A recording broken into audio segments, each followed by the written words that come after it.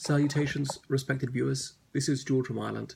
I shall continue my series for A-Level History about Russia and the Soviet Union from 1917 onwards. So I was describing the situation in the Russian Empire in 1917. I got as far as the February Revolution of 1917. So, as I said, had mass demonstrations in St. Petersburg, had led to the February Revolution in 1917. These had started in February, but they went on into March.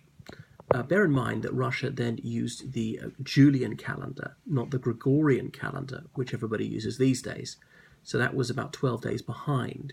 But even according to the Julian calendar, by the time the Tsar actually abdicated, it was March. Nonetheless, we always call it the February Revolution. Now, Western governments were petrified by this revolution. Not that they were very enamored of Tsarism, but they were worried that a new government might pull out of the war. As I say, Russia had taken a battering, and the war was deeply unpopular. It seemed to be useless, going nowhere. The thing to do was make peace, so many people speculated. The Western allies, that's the French, the British, the Belgians, and so forth, were having great difficulty holding off the Germans in Western Europe. Germany, of course, was compelled to divide her forces between the Western Front and the Eastern Front. But if Russia made peace with Germany, there would be no Eastern Front. Germany would be able to transfer all her troops to the West and throw all her might against the Western Allies, and the Western Allies did not think they could stand up to the German onslaught under those circumstances. So Western governments breathed a huge sigh of relief when the Provisional government of Russia declared a war of revolutionary defensism, that Russia would continue to fight against the Central Powers in order to preserve the gains of the revolution. Because if Russia signaled that she wanted peace at any price, then Germany, Austria-Hungary, and so forth would demand an extremely high price indeed. They were already occupying a great deal of Russian territory, the Germans and Austro-Hungarians, and why would they give it up if the Russians were going to throw in the towel? So they had to fight on. So Russia was meant to become a fully democratic state with the right to vote for men and women and equality before law for all ethnic groups and no class discrimination, because previously everyone had to carry a passport which stated their social class, and people were discriminated against officially on the basis of class. Women had very few rights, and all of a sudden that changed. The ethnic minorities, particularly the non-Slavic ones, often felt they didn't get a fair crack at the whip under the old system, which privileged ethnic Russians, which privileged members of the Orthodox Church. Difficult to feel loyal to the Russian Empire if you were not ethnically Russian, if you couldn't even speak the Russian language, if you're not a Christian, let alone an Orthodox Christian. You felt like you were a second-class subject, never mind about being a citizen. But supposedly all that was changed. Anyway, the Provisional government wanted to be very humane, and it abolished the death penalty. The trouble is, in war, that's when you need it more than anything else. So you order some troops to advance. One says, no, I'm not going to. Oh, well, you'll be court-martialed, and the maximum penalty you're going to get is prison. These other guys bravely go into battle, and many of them get killed. Well, the logical thing would say, a few years in prison, even my whole life in prison, might be better than dying right now. And so spies not to be executed, anything like that. So perhaps a bit too humane, and complete freedom of expression, whereas expression had been very severely circumscribed by the Tsars before. Sedition was interpreted very widely. Anything which tended to cause disaffection towards Tsarism, to be critical of Christianity, particularly the Orthodox Church, was strictly forbidden and severely punished. But all that was gone. Remember, even in Western countries with democratic traditions, such as the United Kingdom, spreading defeatism or despondency was a crime. But all of a sudden in Russia, it was entirely permissible. People were allowed to agitate against the war, to say this war is useless, we've already lost, let's make peace right now, to lower people's morale. That was doing the enemy's work for them. That was psychological warfare on behalf of the Central Powers. So more soldiers began to desert. They were being propagandized to by anti-war activists. More ethnic minorities were saying, why should we fight for Russia? We're not Russian, let's have independence. And the government was losing control over more and more of its land. As I say, the previous year, there'd been a nationalist rebellion in Central Asia, what we now call Kazakhstan, Uzbekistan. So law and order was breaking down. Workers sometimes seized control of factories, would tie up the manager, beat him up, kick him out, things like that. Same happened on farms. and sometimes people were seizing control of farms from aristocrats at gunpoint, get them to sign it away for a tiny amount of money, things like that. Many peasants wanted land reform, said we peasants, we should own our land, not have to pay rent to absentee landlords, and were simply seizing it, again, at gunpoint, and the government was almost powerless to do anything about this. The government was dominated by the socialist revolutionaries, who agreed with land reform in principle, but they thought it needed to be done in an orderly manner, said, well, let's wait till after the war. So many peasants had been conscripted into the army and the navy and were serving at the front, and they would receive messages, letters, the few of them could read, saying, come home, back to the village, we're dividing up the land of the local landlord. And the government was saying, wait till after the war. You mightn't be alive after the war.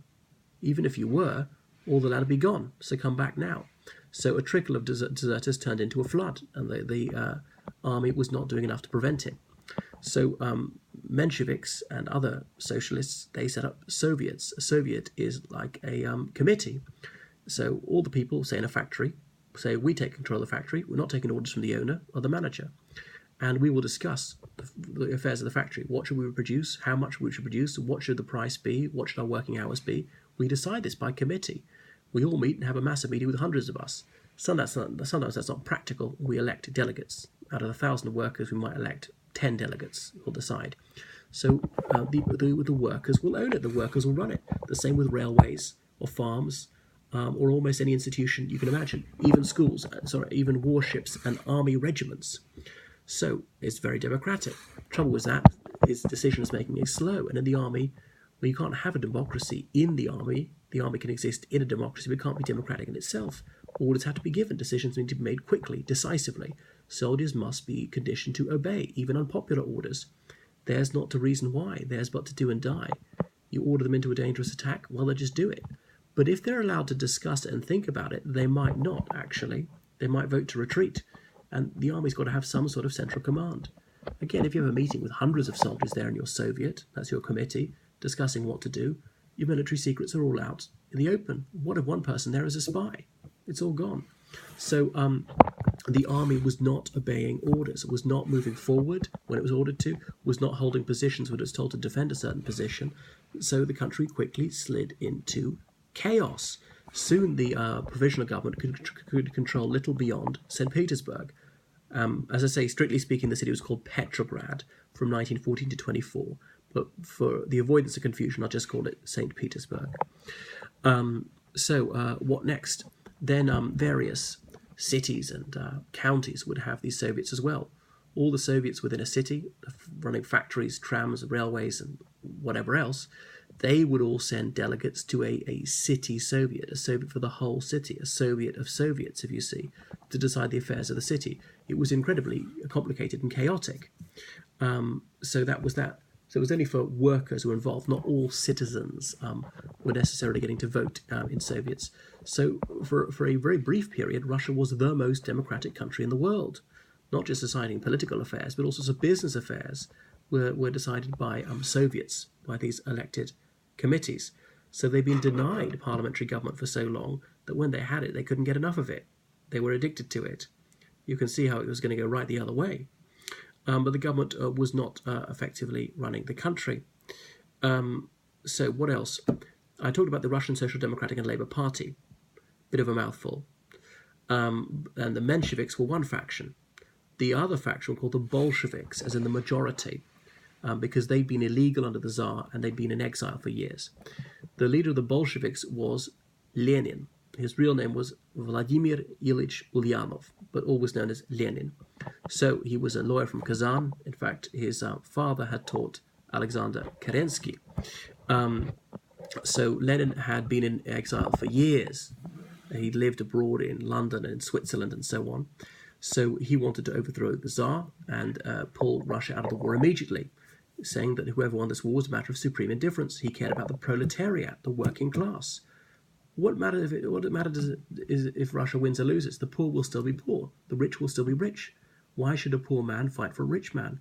Why should a Russian factory worker kill a German coal miner? That German coal miner hasn't done anything to him. Or why should the German coal miner kill a Russian factory worker who has now done him no harm? We're all brothers. Workers of the world unite. That was the communist message. So they should turn their guns on the exploiting classes, on the rich, who keep them as wage slaves, who run this vicious cycle of low wages and high prices. So they believed in class warfare, not national warfare. Nationality was a nonsense. Nationality didn't exist. No one should care about national chauvinism. But he was pledged to pull Russia out of the war, and the German government liked what they heard. They wanted Russia neutralized.